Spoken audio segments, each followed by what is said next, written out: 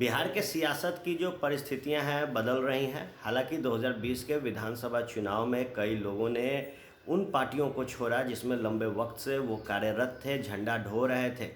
ऐसे में रामेश्वर चौरसिया पूर्व विधायक हैं और चुनाव के वक्त इन्होंने लोजपा का दामन थामा, लोजपा के टिकट से चुनाव लड़ा। हालांकि कल इन्होंने लोजपा से इस्तीफा दिया और जो बातें कही हैं उसमें उन्होंने चिराग पासवान का धन्यवाद किया। लेकिन जानना इनसे ज़रूरी है कि अब आगे की रणनीति क्या है, क्या घर वापसी होगी या फिर एक पैरेलल राजनीति की शुरुआत बिहार में रामेश्वर चौरसिया करेंगे। स्वागत है सर। आगे की रणनीति क्या होगी? देखिए, आगे की रणनीति अभी तो सोचा नहीं है, अभी समय है। क्योंकि एक बात तो सच है कि जो बिहार की परिस्थिति है और जो बिहार में सरकार चल रही है और पहले, और देखिए दुख तो होता है। हम भी सब छोड़ छाड़ करके हम लोग आए थे राजनीति में कि अपना प्रदेश है। मैं तो जेएनयू में पढ़ने गया था, मेरा राजनीति से कोई दूर दूर तक देखिए संबंध था नहीं। थोड़ा बहुत एबीवीपी में मैं काम करता था पटना में, फिर जेएनयू चला गया। तो गया तो था हायर एजुकेशन के लिए, हाँ, कॉम्पिटिटिव एग्ज़ाम के लिए, जब जाने के लिए। मैं फिजिक्स का विद्यार्थी था, लेकिन नियति का खेल होता है, destiny plays its own role. तो उसके मार्फत मैं बीजेपी से जुड़ा, चूँकि एबीवीपी से कनेक्शन था तो स्वाभाविक था हमारी। और जब हम लोग गए 88 में तो 2 सांसद थे, लेकिन उससे हम लोग को मतलब नहीं था क्योंकि हम लोग तो एबीवीपी के कार्यकर्ता थे। जेएनयू में बहुत कम थी स्ट्रेंथ। हो गया तो फिर बीजेपी से जुड़ाव रहा करीब 30-32 सालों से, और चाहते थे बिहार के लिए कुछ हो। इसीलिए देखिए बिहार का चुनाव में मैं लड़ा 2000 में, और सवाल भी उठाते रहा यहाँ से लेकर के दिल्ली तक। मैं पत्र भी लिखते रहा अपने मंत्रिमंडल के लोगों को, दिल्ली में भी, अटल जी की सरकार में भी, चाहे वो नदी की समस्या हो, पुल की समस्या हो, नहर को पक्कीकरण कराने की समस्या हो, ताकि बिहार जो इतना प्रोमिनेंट स्टेट है, आपको मालूम है आज़ादी के बाद बिहार टॉप का स्टेट हुआ करता था। बिहार झारखंड एक ही था, टॉप मिनरल्स, नदियाँ। देखिए न बिहार में पानी की कमी है, हाँ, झारखंड था तो न जंगल की न मिनरल्स की। बिहार में कहा जाता था Bihar is famous for mica, मालूम है पूरी दुनिया में, यानी कि यहाँ। वैसी परिस्थिति में लगा कि बिहार के साथ नाइंसाफ़ी हुई है, और हुई भी है। अब देखिए बात होती थी 15 साल, ये 15 साल की, ये बात सही है। हमारी सरकार आई तो उसके पहले जो परिस्थितियाँ थी, हाँ, जिस तरह के हालात बने थे बिहार में, शांति तो हुई, इसमें कोई शक नहीं। और मुख्यमंत्री भी यही है, नीतीश जी ही मुख्यमंत्री थे। और सरकार बदलते एडमिनिस्ट्रेशन का रवैया बदल गया, प्रशासन का रवैया बदल गया, और बिहार विकास के रास्ते पर चला भी। लेकिन विगत कुछ वर्षों में फिर वही हालात बनने लगे, कंट्रोल में चीज़ें नहीं हो आ रही थी, जबकि आज भी मुख्यमंत्री वही हैं और सरकार भी वही है। बीच में कुछ दिन के लिए वो चले गए थे।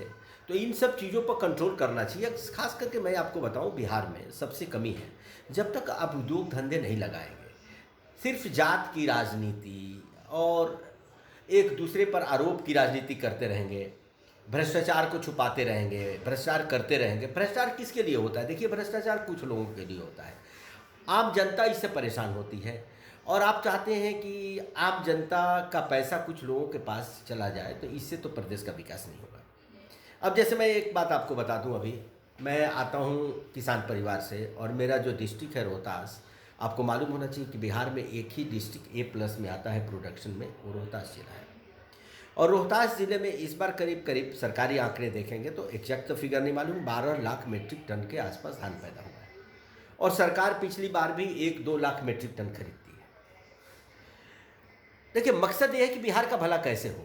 अब बिहार में आप पीडीएस सिस्टम में बांटने के लिए कितने लेते हैं? करीब इनको 60 लाख मीट्रिक टन धान चाहिए, 20 लाख मीट्रिक टन गेहूं चाहिए। पिछली बार इन्होंने लिया 20 लाख मीट्रिक टन धान, 1 लाख मीट्रिक टन गेहूं बाहर से मंगाने पड़े। देश का कितना घाटा होता है देखिए, ट्रांसपोर्टेशन सिस्टम में। यहाँ का धान बाहर जाता है, फिर वही चावल यहाँ आता है। अरे भाई, जो पीडीएस सिस्टम में बांटना है उतने ही अगर आप खरीद लें, अपने सारे एक्टिव करके मिलर्स को, आपके पूरा प्रशासन लग जाए, एफसीआई लग जाए, पैसे तो एफसीआई देती है, केंद्र सरकार देती है, तो इससे किसानों का भला होगा। पैसा जब किसानों के पास जाता है, देखिए इकोनॉमी में ग्रोथ होता है, परचेजिंग पावर लोगों की बढ़ती है, तब बिहार का विकास होगा। आप उद्योग धंधे लगाते नहीं हैं, हर चीज़ के लिए लोगों को बाद डिपेंडेंट रहना पड़ता है। आपने दारू बंद कर दिया, खुलेआम दारू बिक रहा है, तो उससे घाटा किसको है? पहले ये समझना चाहिए। आप बोलेंगे तो लोग आरोप है, ये आरोप नहीं है। आपको ये समझना पड़ेगा कि उसी दारू के पैसे को लोग बाहर से दारू ले रहे हैं 3 गुने पे, तो बिहार का पैसा बाहर जा रहा है, बिहार की इकोनॉमी का घाटा हो रहा है। आप दारू बंद किए तो दारू बाहर से आ कैसे रहा है, शराब आ कैसे रहा, उसको तो रोकना पड़ेगा आपको। अगर वो रुक जाता तो कम से कम यहाँ का जो पैसे बाहर जा रहे हैं हजारों करोड़ रुपया, वो तो बिहार की इकोनॉमी में ग्रोथ होता उसका। पब्लिक के ही पैसे पर ग्रोथ तो पब्लिक से ही होता है, पब्लिक के पैसे से। अब देखिए एक आपको उदाहरण दे रहा हूँ, मध्य प्रदेश और छत्तीसगढ़ का। जी। छत्तीसगढ़ में भाजपा की सरकार नहीं है, मध्य प्रदेश में भाजपा की सरकार किसी की भी हो। मध्य प्रदेश में शिवराज जी ने क्या किया, एमएसपी से ज़्यादा दाम पर, एमएसपी पर पूरे गेहूं खरीद लिया, पंजाब से ज़्यादा खरीदारी की इस बार। छत्तीसगढ़ ने क्या किया आपको मालूम है? छत्तीसगढ़ में इस बार 1,05,00,000 मीट्रिक टन धान पैदा हुआ है। 92 लाख 92 लाख मीट्रिक टन वहाँ के सरकार ने खरीद दिया। तो पैसा किसानों के पास गया। 13 लाख मीट्रिक टन वो नहीं खरीदा जो गया नहीं, सब तो देते भी नहीं है।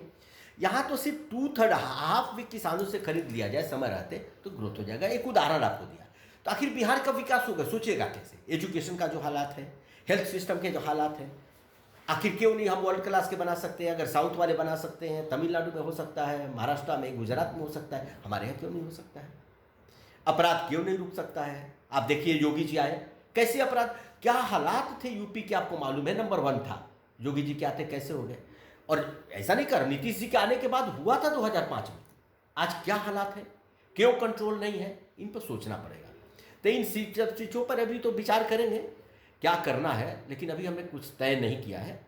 और मैंने चिराग जी को धन्यवाद भी दिया। देखिए उस समय की परिस्थिति अलग थी, मैं पेरेंटल पार्टी से मान लीजिए मुझे टिकट नहीं मिला, कम्युनिकेशन गैप हो गया, हाँ, और लोगों का प्रेशर आ गया, चाहे वो परिवार का है, चाहे क्षेत्र का, चाहे कार्यकर्ताओं का, हाँ, कि भाजपा लोजपा एक ही है, हाँ, उस चक्कर में हम लोग को चुनाव लड़ना पड़ा।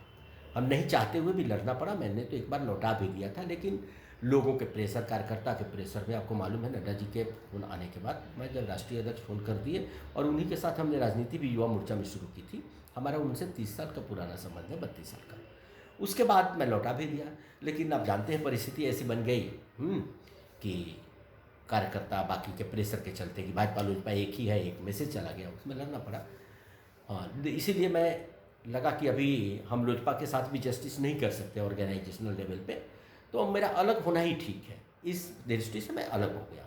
ऐसे भी लोजपा में हम लोग चुनाव लड़ नहीं गए थे, कोई मैं पद पर भी नहीं था, पदाधिकारी भी नहीं था, ऐसा नहीं था, लेकिन फिर भी मैं सोचा कि आखिर किसी पार्टी में रहेंगे, हाँ, तो करना तो मेरी अभी मानसिकता बन नहीं रही थी, तो मैंने सोचा कि भाई फ्री हो जाओ।